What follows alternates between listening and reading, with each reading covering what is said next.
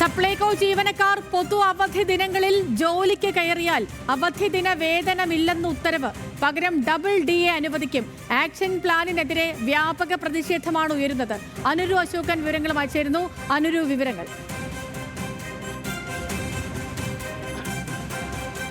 Sethu, April 1 മുതൽ 14 വരെയാണ് സംസ്ഥാനത്ത് ഈസ്റ്റർ വിപണി സപ്ലൈകോയുടെ നേതൃത്വത്തിൽ ആരംഭിക്കാൻ നിശ്ചയിച്ചിരിക്കുന്നത്. സപ്ലൈകോയുടെ കീഴിലുള്ള people bazaar, hyper market, super market, അതുപോലെ തന്നെ മാവേലി സ്റ്റോർ എന്നിവിടങ്ങളിലായാണ് ഈ പറയുന്ന രീതിയിൽ ഈസ്റ്റർ വിഷു വിപണി സജ്ജീകരിക്കാൻ നിർദ്ദേശിച്ചിട്ടുള്ളത്.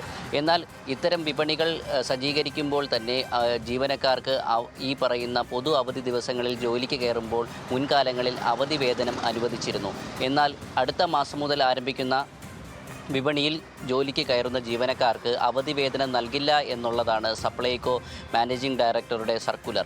ഇതിനെതിരെയാണ് ഇപ്പോൾ ജീവനക്കാരുടെയും സംഘടനകളുടെയും ഭാഗത്ത് നിന്ന് വ്യാപകമായിട്ടുള്ള പ്രതിഷേധം വന്നിരിക്കുന്നത്. അവധി വേതനത്തിന് പകരം ഡബിൾ DA അനുവദിക്കാമെന്നുള്ളതാണ് ഇപ്പോൾ സപ്ലൈകോയുടെ ആക്ഷൻ പ്ലാനിൽ പറഞ്ഞിരിക്കുന്നത്.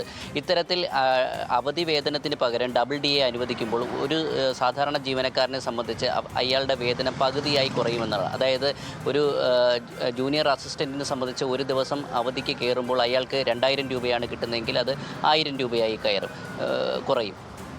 കൂടാതെ ഇപ്പോൾ ഈ ഒരു 1 മുതൽ 14 വരെയുള്ള കാലയളവിൽ 3 ദിവസങ്ങളാണ് പൊതു അവധി വരുന്നത്. ഏപ്രിൽ 2, 12, 14.